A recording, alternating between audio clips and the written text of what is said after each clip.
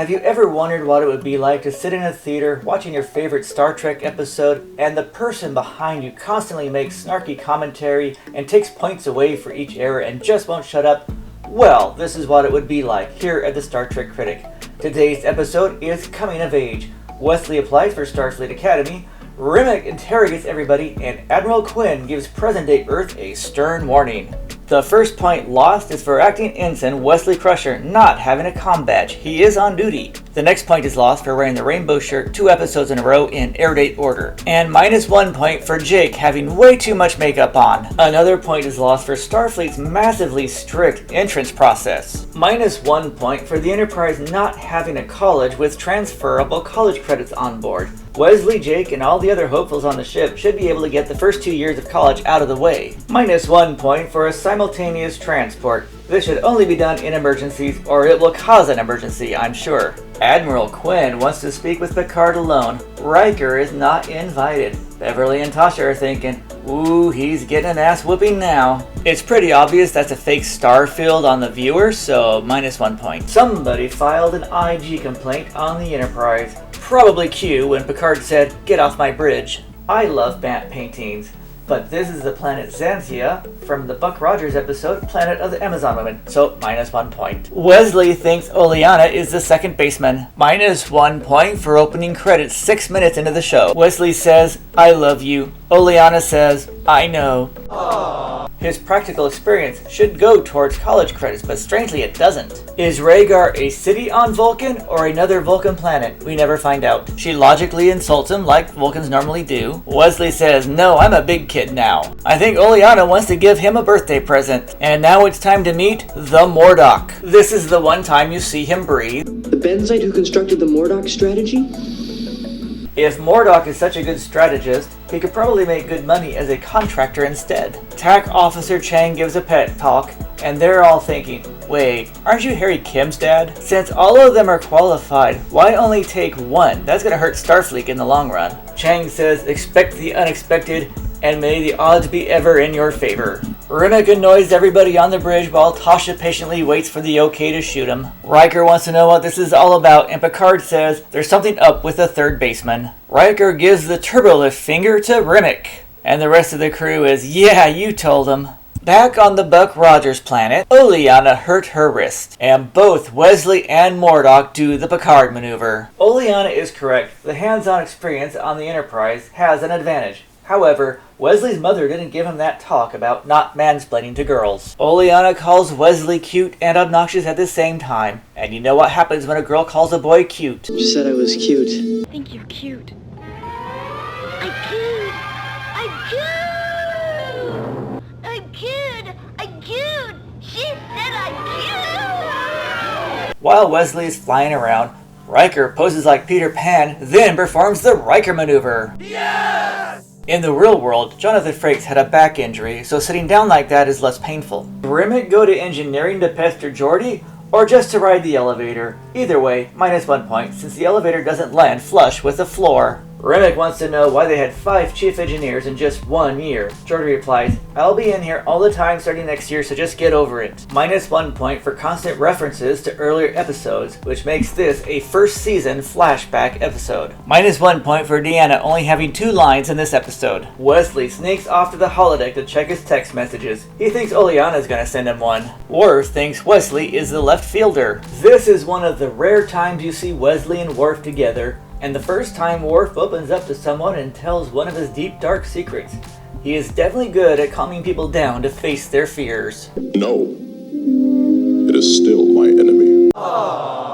-1 point for Jake stealing a shuttlecraft. The shuttle bay would be staffed. After all, they have a crew of 1,000 and they do more than just wander up and down the halls. -1 point for reused footage of Data and Geordi. Jake is having a panic attack. He's going to run away and sign on to a freighter. It probably would have been easier if he just beamed down to the surface to run away instead of steal a shuttlecraft. -1 point for not closing in to use the tractor beam. He is not out of transporter range, so -1 point. Picard should have threatened to beam him out into space. -1 point for Riker and Picard in front of reused footage of Geordi and Data in front of the viewer.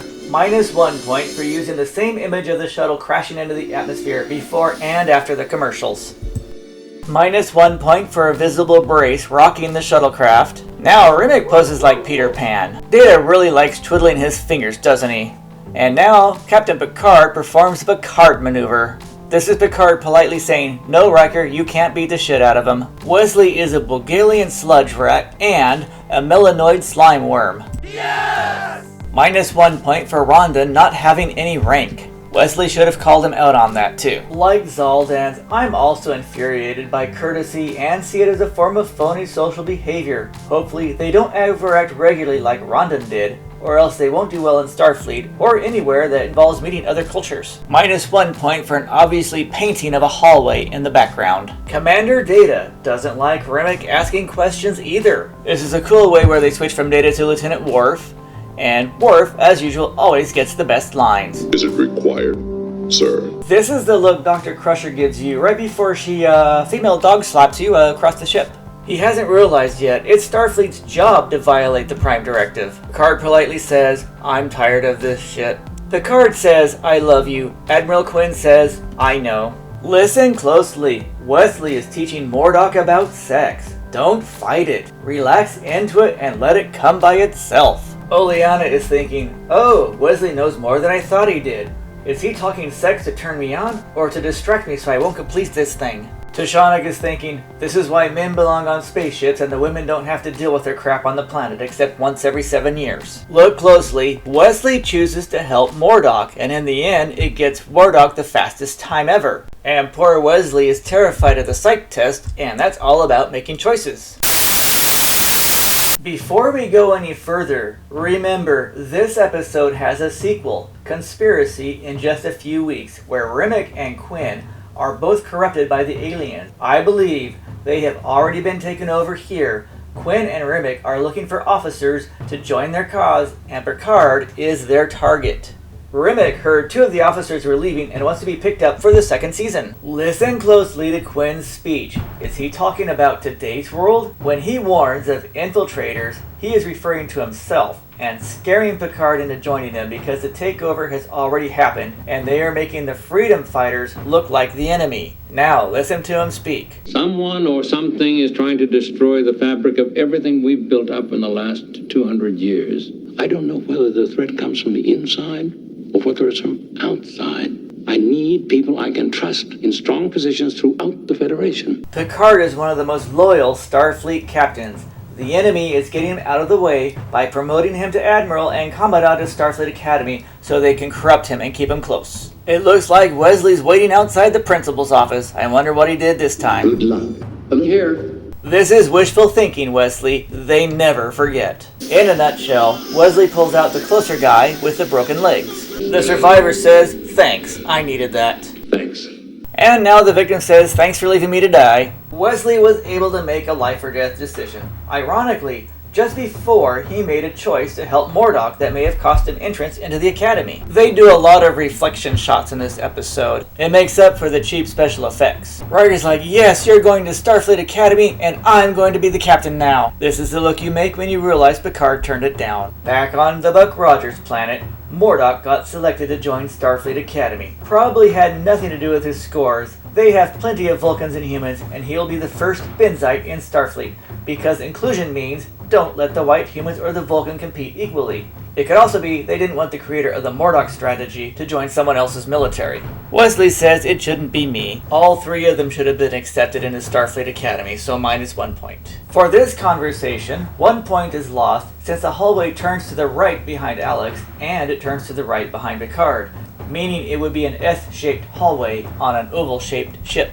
Aren't you in your dress uniform? -1 point since Wesley isn't in Starfleet and doesn't have a dress uniform. And Wesley didn't fail, they just gave it to somebody else. Picard gives a pep talk to Wesley. Then he says, "Check this out, Wesley. It's an old disappearing trick I learned at the Academy." And Wesley says, "Hey, that's cool." Admiral Quinn is the conspiracy. He'll be back. 1 point is lost for the single set of doors on the turbo lift, and another point lost for all the black paper on the display panels in the background. Then Wesley flies the ship to their next destination, since Geordi has decided to stay down in engineering. Coming of Age, where Admiral Quinn warns present-day America of corruption in politics, gets a score of 74%.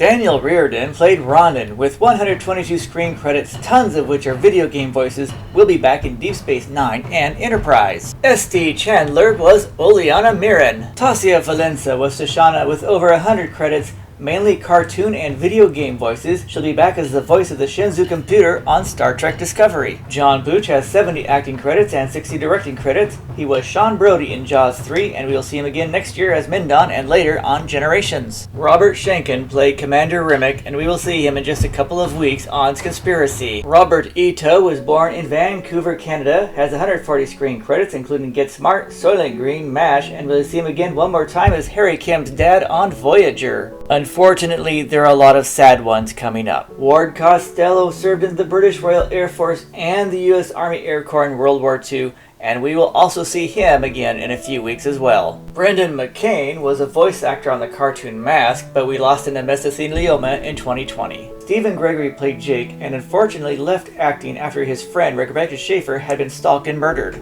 And unfortunately, Wyatt Knight, who was also in Porky's, received a bone marrow transplant in 2003 for stage 4 non-Hodgkin's lymphoma, and in 2011 ended his life by gunshot. He was in 3 Porky's movies, The Waltons, and T.J. Hooker. Unfortunately, these videos do not pay proper respect to the departed ones. But thanks for visiting. Please leave comments below, click that like button, the share button, the subscribe button, and I'll see you again soon.